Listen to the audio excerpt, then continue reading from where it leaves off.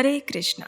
क्या आप जानते हैं वैकुंठपति भगवान जगन्नाथ और स्वयं उनका महाप्रसाद हमें कैसे प्राप्त हुआ, और वो भी हमारे जैसे कलयुग के जीवों को? आखिर क्या रहस्य है इसके पीछे? चलिए आज हम इसी रहस्य से पर्दा उठाते हैं। एक दिन क्या हुआ तो हमारे शुद्ध भक्त नारद मुनि विहार करते करते वैकुंठ लोक में चले गए। वहाँ उन्होंने लक्ष्मी देवी की हृदयपूर्वक सेवा की और उनकी सेवा से लक्ष्मी देवी प्रसन्न हो गई। और इसी प्रसन्नता में उन्होंने नारद जी से कुछ वर मांगने के लिए कहा। तो अब नारद जी तो बुद्धिमान हैं। उन्होंने कहा, हे माता, मैं मांगना तो चाहता हूँ, लेकिन आप मुझे वचन दीजिए कि जो भी मैं मांगूंगा वह आप मुझे अवश्य देंगी। तो लक्ष्मी जी भी तैयार हो गई। अब नारद मुनि ने वर मांगते हुए लक्ष्मी जी से कहा, हे माता, यदि आप सच में मुझसे प्रसन्न हैं तो कृपया मुझे भगवान नारायण का उच्चिष्ट महाप्रसाद दीजिए। बस ये सुनकर लक्ष्मी जी के चेहरे पर उदासी के बादल छा गए। उन्होंने नारद जी से कहा, हे वत्स, तुम कुछ और मांग लो, लेकिन ये मैं तुम्हें नहीं दे सकती। तो नारद मुनि ने कहा, नहीं नहीं माता, यदि आपने देना चाहते हैं तो मुझे यही वर दीजिए और कुछ नहीं।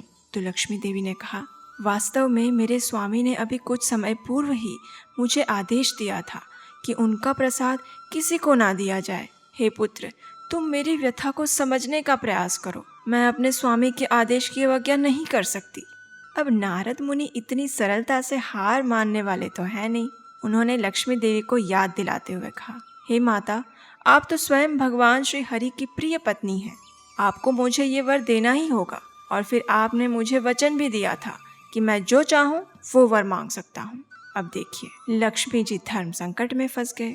एक तरफ अपने पति की आज्ञा और दूसरी ओर उनका दिया हुआ वचन। कुछ समय बाद लक्ष्मी जी भोग लेकर भगवान नारायण के पास गए। उन्होंने अत्यंत प्रेम पूर्वक अपने स्वामी की सेवा की और उन्हें भोग अर्पण किया। हालांकि उनकी सेवा में कोई त्रुटि नहीं रही थी, लेकिन फिर भी उनके चेहरे पर एक उदासी की रेखा थी जो भगवान श्री हरि से छिप नहीं पाई। भगवान श्री विष्णु ने प्रेम पूर्वक लक्ष्मी जी से इस उदासी का कारण पूछा। तो लक्ष्मी देवी उनके चरणों में गिर पड़ी और अश्रुपूरित नेत्रों से उन्होंने भगवान को नारद मुनि के साथ हुआ संपूर्ण वृत्तांत और अपनी संकटमय स्थिति कह सुनाई। ये सुनकर मंद स्मित के साथ भगवान श्री हरि ने उन्हें आश्वस्त करते हुए कहा, ठीक है, आज के दिन के लिए मैं अपने आदेश को वापस लेता हूँ। आप मेरा महाप्रसाद नारद को दे सकती हैं, लेकिन एक बात का ध्यान रखिएगा कि ये प्रसाद आप उस प्रकार देना कि मुझे पता ना चले। भगवान श्री हरि की बात सुनकर लक्ष्मी देवी अत्यंत प्रसन्न हो गई। जब भगवान का ध्यान नहीं था, उस समय तुरंत उन्होंने भगवान के महाप्रसाद की थाली वहां से उठा ली और चपलतापूर्वक नारद मुनि को दे दी। अब भगवान नारायण का महाप्रसाद प्राप्त करके नारद मुनि के हर्ष की तो कोई सीमा ही नहीं रही। उन्होंने पूर्ण संतुष्टि के साथ महाप्रसाद को स्वीकार किया। परिणाम स्वरूप उनका शरीर रोमांचित हो उठा। परम आनंद के महासागर में डूबकर वे हरिनाम का जोर जोर से उच्चारण करने लगे, नृत्य करने लगे और एक ग्रह से दूसरे ग्रह पर विचरण करने लगे।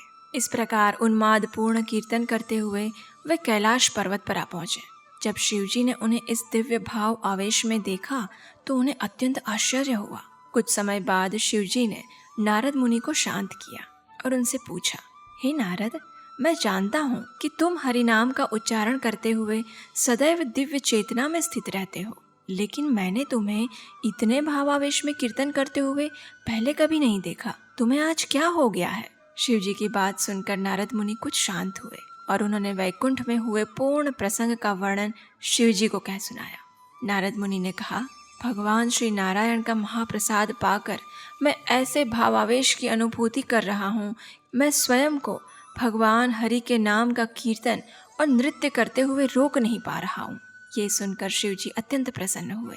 उन्होंने हाथ जोड़कर नारद मुनि से कहा, हे नारद, तुम सच में अत्यंत भाग्यशाली हो जो तुम्हें स्वयं भगवान का महाप्रसाद प्राप्त हुआ। क्या तुम मेरे लिए भी ये महाप्रसाद बचाकर लेके आए हो? अब नारद जी क्या बोलते। उन्हें बड़ा दुख हुआ कि वे शिवजी के लिए कुछ प्रसाद लेकर नहीं आ पाए। हाथ जोड़कर वे नतमस्तक होकर शिवजी के सामने खड़े हो गए और सोचने लगे कि अब मैं शिवजी को क्या उत्तर दूं। उतने में ही नारद मुनि ने देखा कि उनकी उंगली पे महाप्रसाद के कुछ कण लगे हुए थे। उनकी सांस में सांस आई और उन्होंने शिव जी को कहा, हाँ हाँ बिल्कुल, मैं आपके लिए भी महाप्रसाद लेकर आया हूँ। ये देखिए, महाप्रसाद का कण सिर्फ और सिर्फ आपके लिए। शिव जी बड़े प्रसन्न हो गए और उस कण को शिव जी ने बड़े ही आदरपूर्वक अपने मुंह में रखा। जैसे ही महाप्रसाद का वह कण उनके मुंह में गया, उसी समय शिव जी के अंदर भी दिव्य भावावेश के वे तमाम लक्षण प्रकट होने लगे। जैसे जैसे उनके भक्ति आवेश तीव्र होने लगे तो शिव जी ने तांडव नृत्य करना प्रारंभ कर दिया। सभी देवी देवता चिंतित हो गए। अब देखिए, शिव जी के सामने जाने की तो कोई हिम्मत कर नहीं सकता, इसलिए सभी देवताओं ने माता पार्वती से प्रार्थना की कि वे शिव जी को शांत करें, वरना पूरे ब्रह्मांड का नाश हो जाएगा। अब माता पार्वती शिव जी के पास गए। उन्होंने शिव जी को प्रेम पूर्वक प्रार्थना की। कुछ समय बाद जब शिव जी अपनी बाह्य चेतना में आए तो माता पार्वती ने उनसे पूछा, हे स्वामी, आपको अचानक ये क्या हो गया था? इतने दिव्य भावावेश में आकर आप इस प्रकार नृत्य क्यों कर रहे थे? पार्वती जी का प्रश्न सुनते ही शिव जी ने उन्हें बताया कि किस प्रकार भगवान श्री विष्णु का महाप्रसाद पाकर उनके अंदर ये परम आनंद की लहरें उठ रही थी। ये सुनकर माता पार्वती ने आशा भरे नेत्रों से शिव जी के सामने देखा और पूछा, तो क्या आपने मेरे लिए भी कुछ महाप्रसाद बचा कर रखा है? अब ये सुनकर शिव जी चुप हो गए। उन्होंने स्वयं इतनी मुश्किल से ये महाप्रसाद का कण प्राप्त किया था, उसमें भी वे माता पार्वती के लिए कैसे बचा कर रखते? ये देखकर माता पार्वती को अत्यंत क्रोध आया। उनके क्रोध की ज्वाला से समग्र ब्रह्मांड जलने लगा। इस स्थिति को देखकर सभी देवी देवता और ऋषि समझ गए कि अब कुछ ही समय में सब कुछ नष्ट हो जाएगा। इसलिए ब्रह्मा जी की अध्यक्षता में वे सभी वैकुंठ गए और वहां जाकर उन्होंने समस्त परिस्थिति के विषय में भगवान श्री विष्णु को अवगत करवाया। ये सुनकर भगवान श्री विष्णु उसी क्षण कैलाश पर्वत पर माता पार्वती के पास गए। उन्होंने माता पार्वती को आशीर्वाद प्रदान करते हुए कहा कि आपको जितना महाप्रसाद चाहिए उतना आपको मिलेगा, परंतु कृपया आप शांत हो जाएं, अन्यथा आपकी ये सभी संतानों का विनाश हो जाएगा। भगवान श्री हरि की बात सुनकर माता पार्वती शांत तो हो गई, लेकिन उन्होंने भगवान नारायण से कहा, यदि आप केवल मुझे ही अपना प्रसाद देंगे तो भी मैं संतुष्ट नहीं होंगी। कृपया आप ऐसी व्यवस्था करें कि आपका महाप्रसाद सभी जीवात्माओं को प्राप्त हो, यहाँ तक कि निम्न योनि के पशु और जीव भी उसे ग्रहण कर सके और उनका उद्धार हो सके। भगवान श्री नारायण मुस्कुराए और उन्होंने कहा, तथास्तु। हे देवी पार्वती, आपकी इस इच्छा को पूर्ण करने हेतु मैं नीलाचल धाम में प्रकट होऊंगा। मेरा मंदिर मेरे प्रसाद के लिए जाना जाएगा। जो कोई भी मेरे महाप्रसाद को ग्रहण करेगा उसका उद्धार होगा। मेरे मुख्य मंदिर के प्रांगण में ही आपका भी मंदिर बनेगा। मेरा प्रसाद सबसे पहले आपको दिया जाएगा, उसके बाद ही समस्त भक्तों में उसका वितरण होगा। शिव जी ने आपको महाप्रसाद ना देकर आपकी अवहेलना की है, इसलिए उनका मंदिर मुख्य मंदिर के प्रांगण से बाहर रहेगा।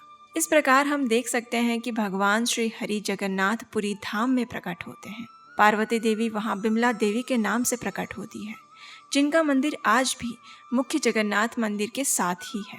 भगवान जगन्नाथ को लगाया हुआ भोग सबसे पहले बिमला देवी को अर्पित किया जाता है और उसके बाद उसे भक्तों के लिए बाहर भेजा जाता है। जगन्नाथपुरी में उच्च और नीच का कोई भेद नहीं। वहाँ का महाप्रसाद सबके लिए समान रूप से उपलब्ध है और वो कभी किसी का झूठा नहीं होता। अगर आपको ये कहानी पसंद आई तो हमारे चैनल को सब्सक्राइब कीजिए और इस वीडियो को अधिक से अधिक लोगों तक पहुँचाएं, जिससे कि जगन्नाथ जी के महाप्रसाद की महिमा जन जन तक पहुँच सके। हरे कृष्णा।